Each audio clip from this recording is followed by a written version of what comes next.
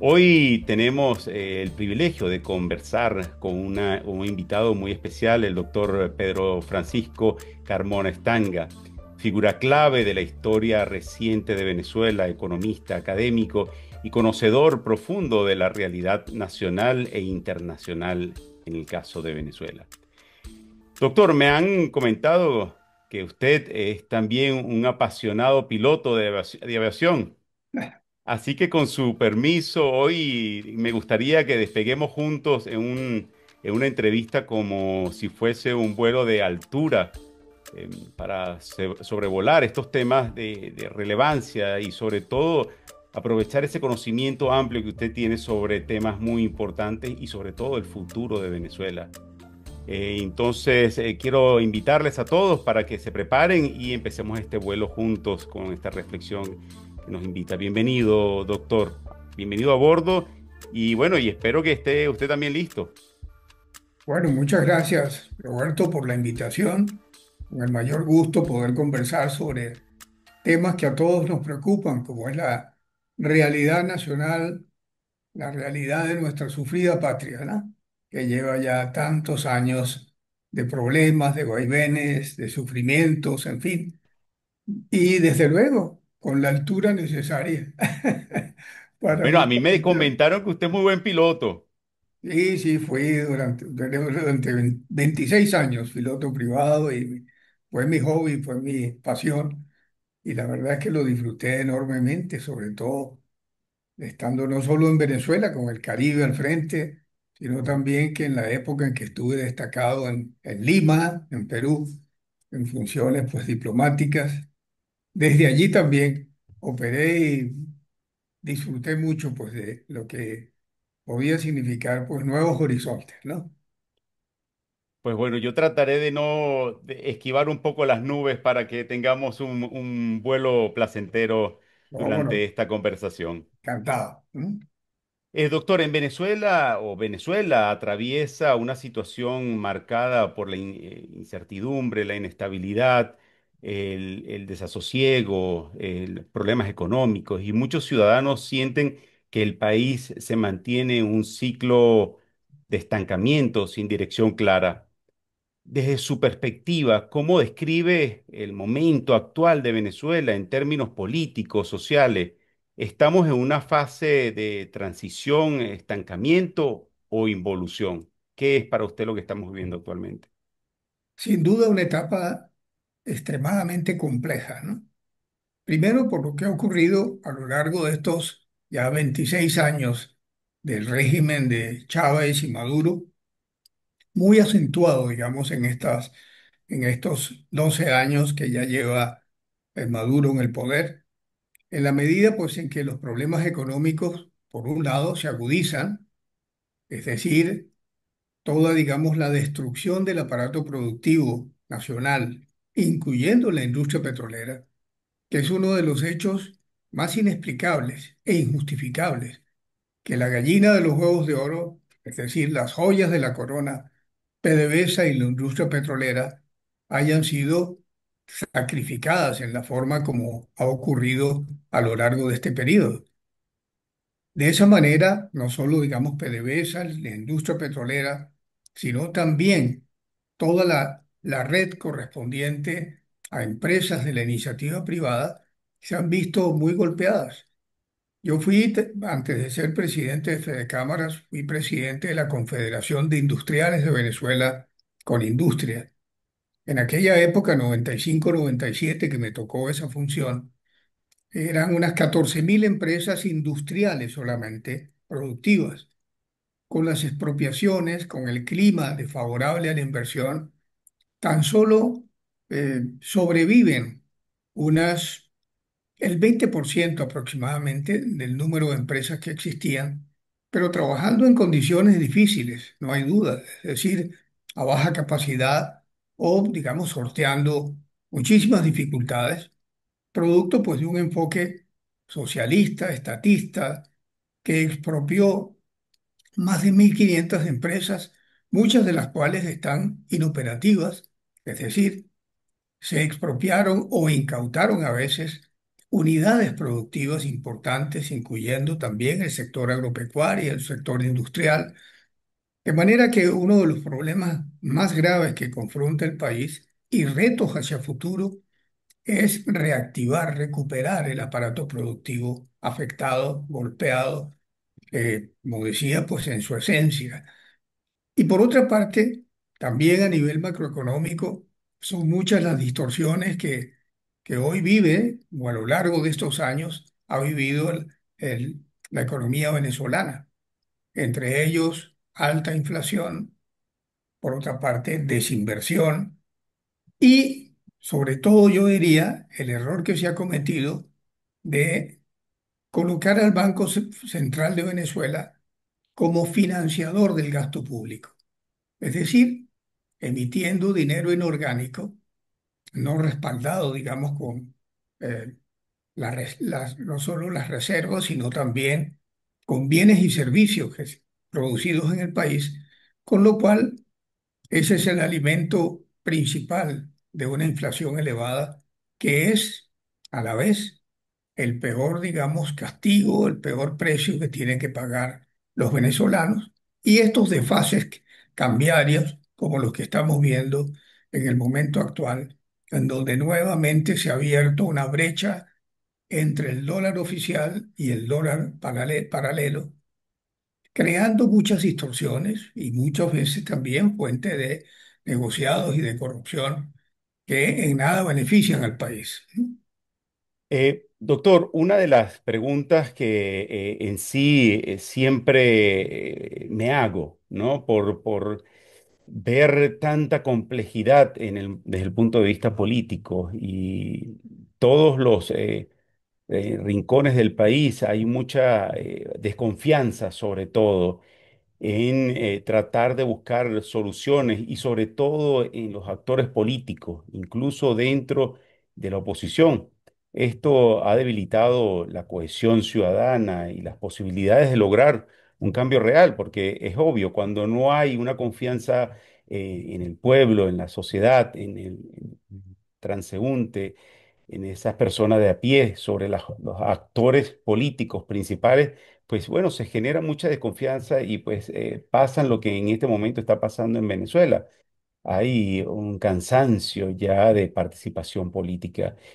No son comentarios hechos por mí, también son datos que se manejan en América Latina sobre la confianza en la democracia, sobre la confianza en la política y a nivel internacional, pues es algo que está teniendo un impacto importante. ¿Qué consecuencias ve en la pérdida de la credibilidad de los líderes políticos de oposición? ¿Y cómo se puede reconstruir la confianza ciudadana en un liderazgo que ha decepcionado a muchos, pero que requerimos, la sociedad requiere ese tipo de liderazgo de mayor ética, de mayor confianza y con capacidad sobre todo?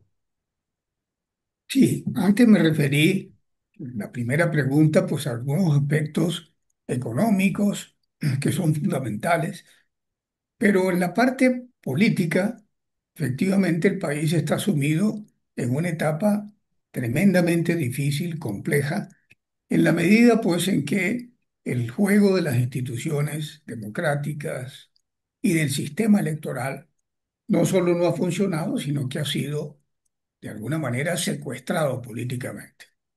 Lo que hemos visto ya a lo largo de varios procesos, ¿no? En los cuales pues el ventajismo y el fraude han estado presentes, representa quizá uno de los elementos más, digamos, delicados y que produce mayor desazón y preocupación en la población venezolana. Como vimos, pues no solo el 28 de julio, más atrás hubo varios procesos, digamos, manipulados, fraudulentos, pero como lo vimos el 28 de julio, en que ya no por diferencias pequeñas, sino en que se dio pues un diferencial que se calcula, pues o se estima en 70-30 según las actas que se manejaron y se evidenciaron, ¿no? De parte de la oposición, eh, produce desde luego una mayor inquietud, es decir, la falta de reconocimiento del régimen a la voluntad popular, a la voluntad expresada en una forma legítima, clara, abierta, contundente. Y eso, de nuevo, está presente en algunas otras de las expresiones del gobierno, como son, por ejemplo, después del 28 de julio, la acentuación de la represión, de la persecución a la disidencia, lo cual, pues bueno, establece un clima que está, digamos, dominado por la siembra del miedo, del terror y de la persecución implacable a la disidencia. Esto, si lo sumamos al terreno o al plano económico del que hablamos al comienzo, pues configura un cuadro muy difícil de preocupación ya no solo para los venezolanos y a esta diáspora que ya alcanza 9.100.000 personas, según los estudios recientes eh, presentados por un gran venezolano, Tomás Páez, residente en Madrid, que presentó un libro y los resultados de la eh, encuesta y de la análisis sobre la diáspora venezolana, pues cuando ya estamos con un tercio de la población venezolana en el exterior y esto no para, miren que, según datos presentados acá en España recientemente, están llegando 7.000 venezolanos mensuales Imagínate. a España solicitando refugio, asilo, en fin, protección. Esto yo creo que representa un fenómeno que solo se ha visto en países en situación bélica, pero un país que no está en guerra, por lo menos en una guerra convencional, ya con unos niveles de un tercio de la población afuera, representa quizá uno de los fenómenos desde el punto de vista también geopolítico más graves, más preocupantes de los que tengamos conocimiento. Hay también, pues en todo esto, como lo mencionabas, elementos que sorprenden. Por ejemplo, en esta última jornada electoral de hace tan solo pocos días a nivel regional, pues parte, digamos, no parte, sino algunos representantes de la llamada oposición decidieron participar. Yo creo que, en lo personal, que es absurdo, digamos, contribuir a pasar la página del 28 de julio, del mega fraude del 28 de julio, porque es el reconocimiento de alguna manera a un actuar, a unas ejecutorias tan censurables de parte del régimen.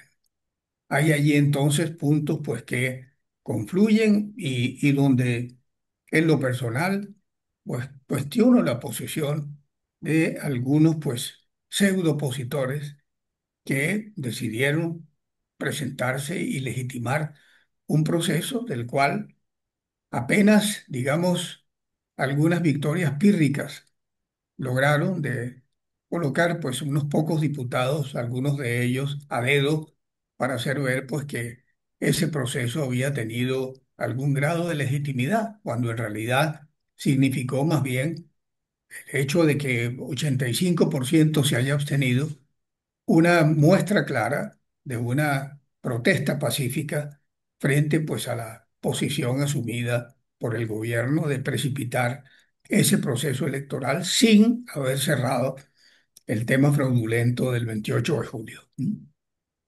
Sí, es increíble la cantidad de migrantes que han salido. De por sí tuve la oportunidad de participar en una entrevista con el profesor Tomás Páez, así que cuando usted lo vea, le envía ¿Cómo no? saludos de mi parte.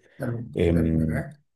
Sí, hablando de otro tema, doctor, en el caso de Citco, se ha convertido en un símbolo hoy en día de fragilidad institucional venezolana, sobre todo entendiendo de que hay muchas personas que están preocupadas por este tema. He tenido la oportunidad de conversar esta situación con varios expertos y también tener en el canal a algunas personas que han hablado sobre este tema, donde la falta de defensa legal, oportunismo, falta de compromiso ético y de amor por las propiedades de Venezuela, no solamente en el caso de Citgo, sino Hay un montón de propiedades que tiene Venezuela que mucha gente ni siquiera conoce y que inclusive que yo ni siquiera conocía y que con el tiempo he venido recabando y tomando información sobre cualquier cantidad de propiedades que que nos pertenecen a los venezolanos y que son patrimonio de Venezuela. ¿Qué lectura hace del caso Citgo y qué implicaciones tiene desde su visión en términos de soberanía, de gobernabilidad, de legitimidad internacional del Estado venezolano? ¿Cómo cree usted que esto se puede interpretar lo que está pasando con Citgo? Lo primero es que recordar que la política de internacionalización de Petróleos de Venezuela fue una de las decisiones más relevantes y positivas que se asumió desde los años 80, 90, no solo con la inversión en Citgo, en Estados Unidos. Citgo, como todos saben, pues propietaria en su momento de 8 refinerías, unas 14.000 estaciones de servicio y también un conjunto de líneas de, de transmisión, líneas de comercialización también de muchísimos hidrocarburos en la costa este de los Estados Unidos. Fue una política bien llevada, no solo, digamos, de la inversión en Citgo, sino también en parte de refinerías en Europa que aseguraban en todo caso una capacidad de refinación de aproximadamente 1.300.000 barriles diarios, que sumada a la capacidad de refinación existente en Venezuela, en las 6 refinerías principales que existían, pues colocado a Venezuela como uno de los principales actores y protagonistas en la industria, en el mercado de los hidrocarburos. Es decir, algunos se dicen que PDVSA llegó a ser la segunda o tercera empresa energética del mundo con estas inversiones.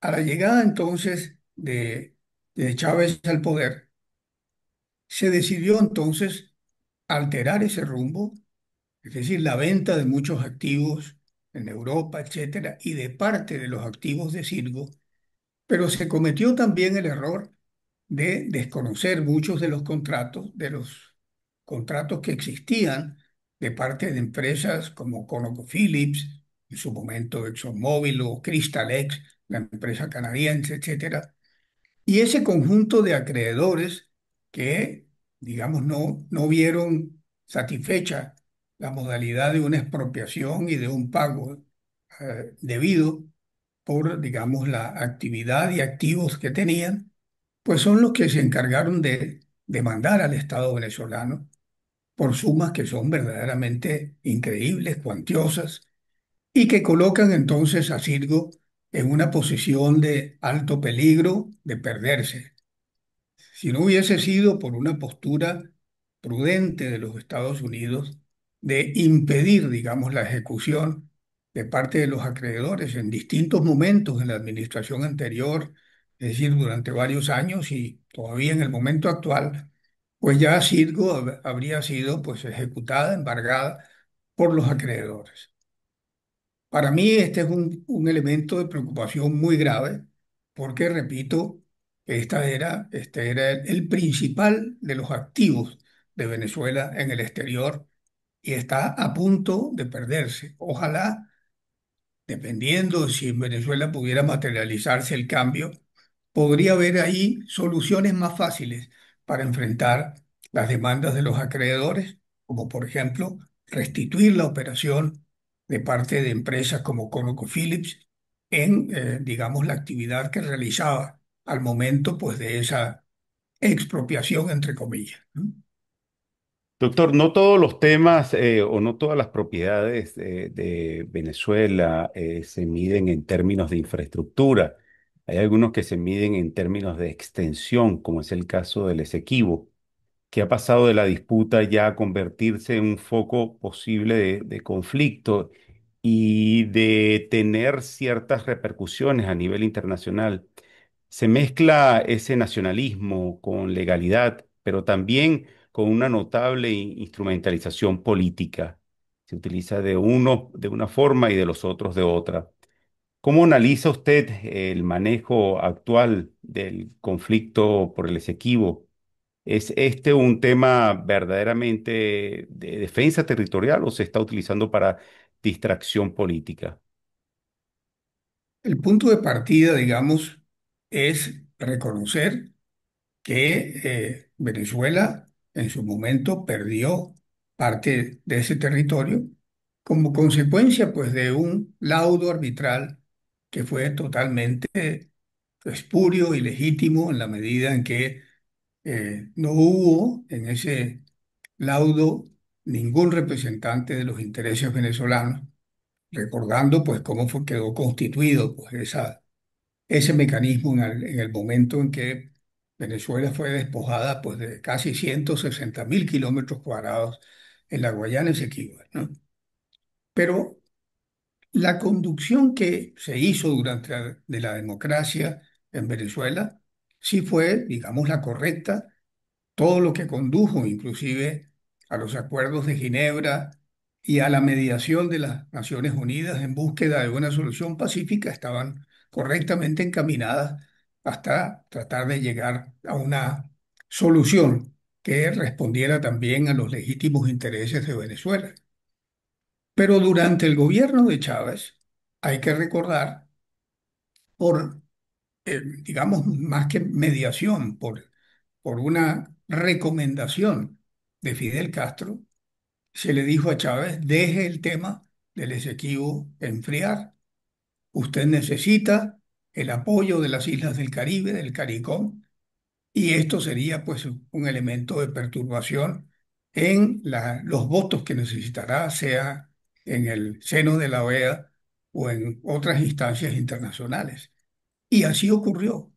Venezuela en esa etapa decidió manejar con muy bajo perfil y en forma, yo diría, muy poco eficaz el manejo del tema, hasta, digamos, llegar al momento actual en el cual se enarbolan entonces, de nuevo, banderas que, repito, nadie duda de la legitimidad, pero que tienen unos visos que todos los internacionalistas en este momento cuestionan, como podría ser o las amenazas de violencia o figuras, digamos, que son efectistas, como las de designar ahora un gobernador para la Guayana Esequiba, cuando pues no ha habido votación en la zona.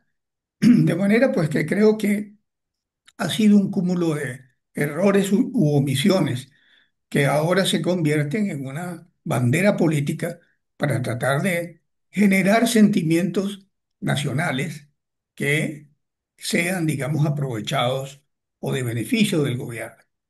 Entonces, esa es mi apreciación. Creo que la violencia no es el camino. Hay instancias internacionales.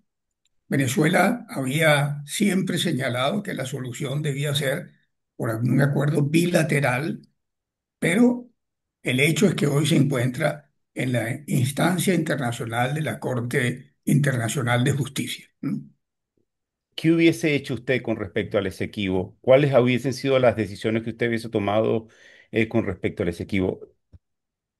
La presentación oportuna de todos los argumentos, de todos los elementos que respaldan la legitimidad de la posición venezolana, que en muchos momentos se descuidaron, se dejaron pasar, y eso fue, digamos, fueron etapas, fueron momentos en que se benefició entonces Guyana de la falta, pues, de cumplimiento eficaz de las informaciones requeridas en ese momento por las Naciones Unidas y ya luego pues por la instancia internacional de la Corte Internacional de Justicia respecto a este tema. Lo primero que había que hacer es tener un equipo por encima de las posiciones políticas de la gente más calificada del país para colocarlas al frente de la defensa del interés venezolano en esta materia y de la presentación rigurosas y yo diría muy bien documentada de toda la argumentación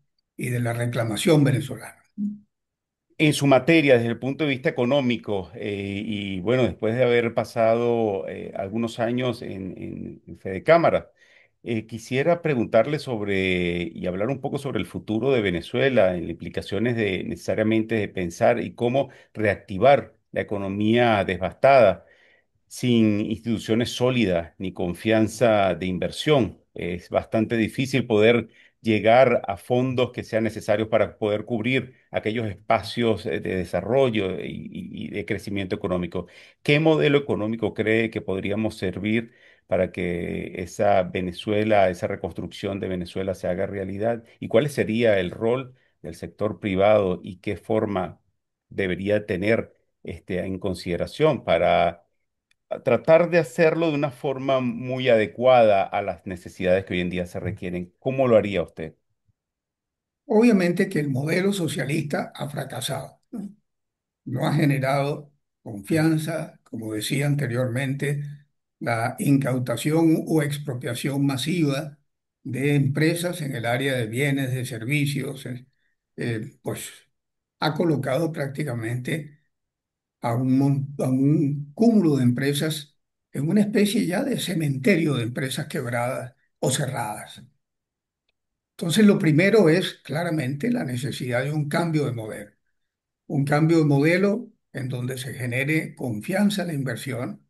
Venezuela es y será un país de oportunidades y el rescate, la reestructuración de la economía venezolana ofrecerá inmensas oportunidades al capital privado, nacional y extranjero. Los montos, digamos, de la inversión que requerirá el país son verdaderamente incalculables. Algunos señalan que podría requerirse del orden de 70.000 millones de dólares de inversión para primero reactivar la industria petrolera, cosa que no es posible que descanse en la PDVSA que conocimos, sino en inversión privada. Y por otra parte, la recuperación o también reprivatización de muchas empresas que, repito, han quedado cerradas o en bancarrota, ¿no? Entonces, el cambio de modelo es una premisa fundamental, ¿no? Y apertura, desde luego, a la inversión privada nacional y extranjera. Yo destaco que, a diferencia de otros países, Venezuela es un país viable, ¿no? Venezuela no es ni Cuba, ni Nicaragua, ni Bolivia. Venezuela es un país que tiene posibilidad de, digamos, recuperarse en la medida en que las señales permitan, digamos, rescatar la confianza y una legislación que sea favorable a la recuperación plena de la economía venezolana. Tomará años, pero yo estoy convencido de que Venezuela puede salir adelante y que las oportunidades, tanto comerciales como de inversión, son inmensas y pueden ser muy atractivas para la inversión internacional. Sí, me imagino que se debe establecer una clara política de repatriación de capitales. Sería Eh, una de las estrategias más adecuadas para ello. ¿Considera usted que eso podría ser una vía? no, claro, es decir, al hablar de un conjunto de reglas que generen confianza, tiene que haber el derecho de todo inversionista, por supuesto, a la repatriación de capitales, como es la norma que yo creo existente en todo el mundo, dentro de, por supuesto, el marco de la legalidad y de la Constitución que siempre están presentes. Pero es un punto clave, un punto indispensable, ¿no? El mundo avanza hacia una economía del conocimiento y la transformación digital, área en la cual me desempeño laboralmente en la actualidad. Las regiones están rezagadas y Venezuela aún más. Sin embargo, hay oportunidades en este sector. ¿Cuál cree usted que debe ser el rol de la tecnología y la innovación en una Venezuela de futuro? Pues es un tema clave, es decir, el rezago no es solo productivo, es también tecnológico. Y el mundo se está moviendo aceleradamente hacia, digamos, la inversión y la aplicación también de tecnologías de punta, llámese inteligencia artificial y en general todo el tema de la innovación. En todo ello, pues, como decía, pues hay un atraso claro, un rezago. De manera que las políticas de futuro tienen que apuntar a reactivar primero el aparato productivo y junto con él un mayor vínculo universidad-empresa que no solo en Venezuela, sino en América Latina casi que ha sido inexistente, ¿no? Yo lo veo, por ejemplo, en casos como eh, Escocia y la ciudad de Aberdeen, que es la que sirve mucho pues, a las plataformas petroleras del Mar del Norte, cómo ha habido una compenetración entre universidad y empresa para hacer de esa ciudad un verdadero clúster. Lo pongo como ejemplo para reafirmar este vínculo universidad-empresa para impulsar también todo lo que significa investigación y desarrollo, eh, sin pretender, lógicamente, que Venezuela pudiera, digamos, colocarse a la cabeza como lo vemos hoy, en que la rivalidad entre China y Estados Unidos no es solamente en una guerra comercial, sino en una guerra tecnológica, eh, para ver quién finalmente domina o gana o triunfa en esos retos, pues, de colocarse a la cabeza de las grandes transformaciones tecnológicas del mundo. Justo en este contexto internacional es cada vez más complejo, sobre todo ese vínculo que tiene Venezuela, estrechos lazos con potencias como Rusia, China, Irán, lo que ha influido tanto en su política interna como en sus acciones externas o internacionales. Em, ¿Cómo interpreta usted la relación estratégica entre Venezuela, China, Rusia? ¿Qué riesgos y ventajas geopolíticas conlleva esta alineación? Lamentablemente, Venezuela abandonó mucho su política exterior tradicional de mantener relaciones cordiales, positivas, fructíferas con muchos países del mundo, sin, digamos, colocarse ideológicamente en un campo o en otro. Pero en el momento actual, y hablando de lo interno, una de las complejidades que vemos geopolíticamente en el caso venezolano es que hay 8 actores que tienen presencia, que tienen casi que un cuartel general en Venezuela, que son Cuba, desde hace mucho tiempo, China, Rusia, Irán, en parte Turquía, el crimen organizado, el Foro de Sao Paulo y la guerrilla colombiana.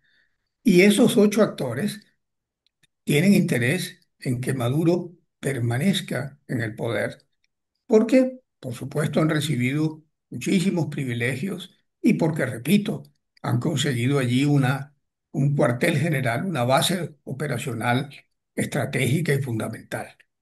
Eh, Creo, pues, que, por ejemplo, y lo hablaba yo en algún foro en Bogotá en una oportunidad anterior, si China, que tiene una visión milenaria, ¿no?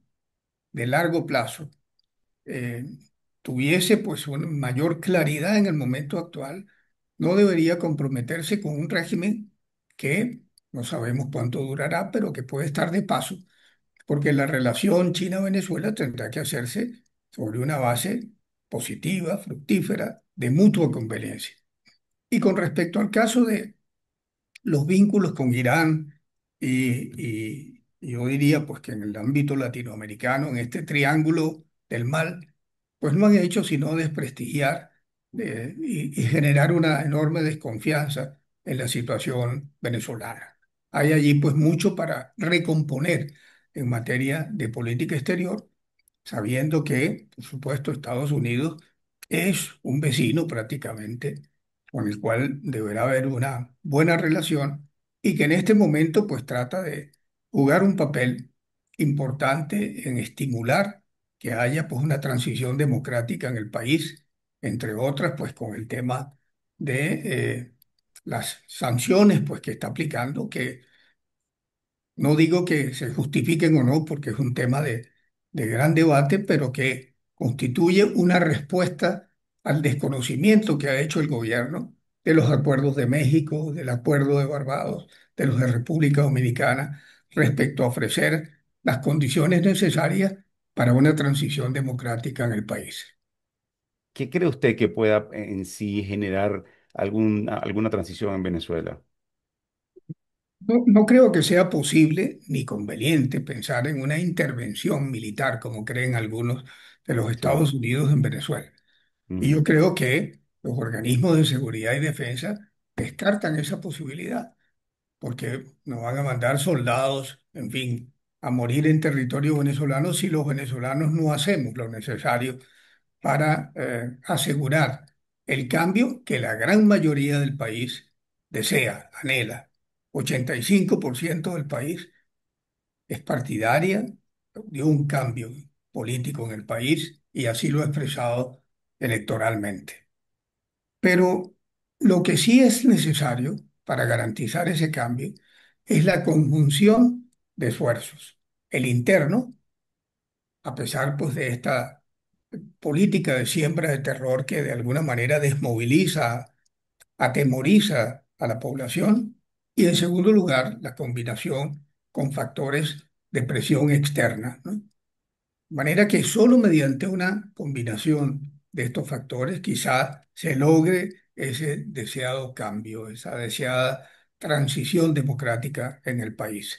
Pero no solo una y otra, se requiere pues una complementación, una amalgama de esfuerzos entre lo interno y lo internacional para forzar a este gobierno, a este régimen, a que reconozca la verdadera voluntad expresada no solo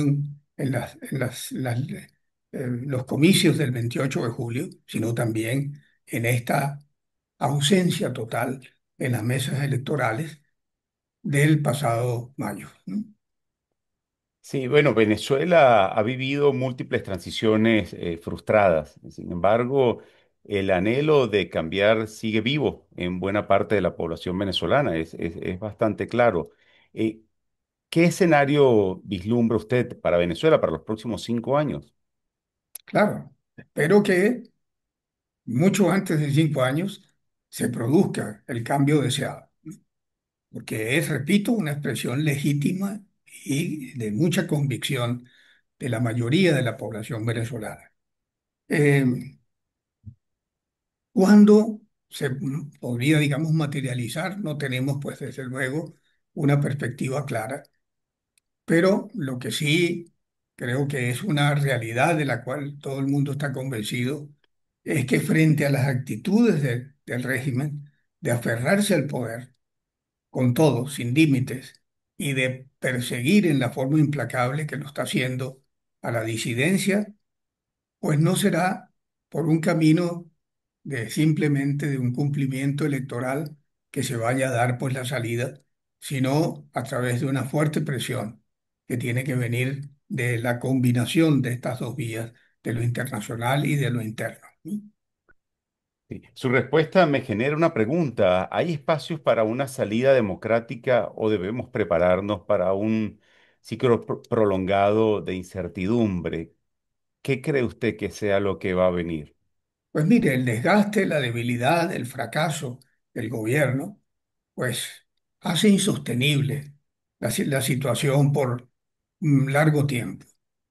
Hay también, pues bueno, elementos que estamos viendo al interior del régimen, no solo pugnas de poder, la situación inclusive de aparente fortalecimiento de la posición en el régimen de Diosdado Cabello como ahora pues el artífice y el director de los organismos de seguridad del Estado, que está manejando pues con mucha firmeza y con mucha crueldad, ¿no?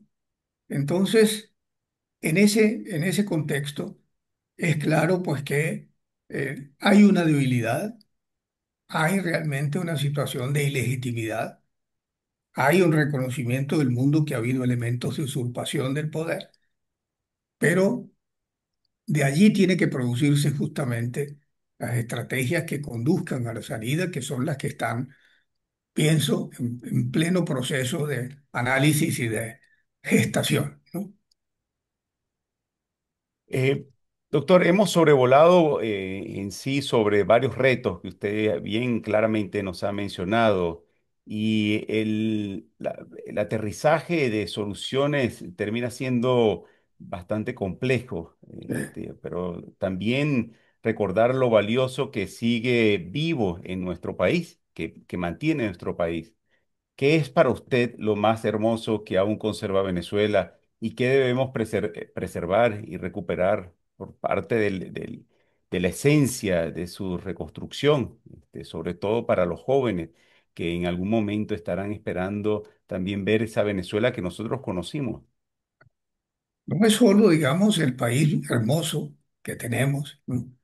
Ni las maravillas, digamos, que ofrece para el visitante, para el turismo, etcétera, sino que Venezuela es un país que lleva dentro en el ADN, y fíjese que en 26 años no se ha perdido, una verdadera valoración de la libertad y la democracia. Eso está presente, eso está allí, pese a la bota y a la represión que pueda ejercer el régimen y al peligro que ahora plantea de una modificación constitucional para implantar el Estado comunal, que sería barrer la institucionalidad republicana en el país y ya nunca más ofrecer, digamos, la posibilidad de elecciones de primer grado. Pero aparte de eso, creo que lo más importante y el reto, ¿no? Hablando del tema que mencionamos antes de la diáspora, es tratar de que una vez que se produzca el cambio, haya un retorno, al menos de un porcentaje, del talento humano que el país ha perdido. Creo que la peor descapitalización para un país no es el tema económico, porque ya dije, Venezuela es un país viable desde el punto de vista económico, es desde el punto de vista del talento humano perdido, de esa fuga de capital humano, que desde luego representa la peor de las descapitalizaciones de una nación. Y luego volver a generar la, digamos, reconciliación, el sentido de nación y de patria, que de alguna manera no es que se haya perdido, sino que en muchos ha llevado pues a la pérdida de la esperanza. ¿Será que podemos salir en estos? Hay que tener la fe de que Venezuela puede y debe tener una salida para el rescate de su libertad y que sea de nuevo un faro en América Latina en cuanto a la institucionalidad democrática, ¿no? Doctor, pues bueno, con estas últimas palabras suyas, quiero agradecer haber compartido este viaje sobre Venezuela y sobre los retos y oportunidades y sobre esta última descripción de lo que significa Venezuela. Quiero agradecerle que haya compartido este espacio y bueno, está siempre invitado a poder conversar sobre estos temas y cualquier otro tema que usted bien considere. Muchísimas gracias, muy amable por la invitación. Gracias a usted, doctor. Y mucha fe a los venezolanos en que es posible salir de esta tragedia, ¿no? Así es. Muchas gracias, doctor. Hasta luego, ¿no?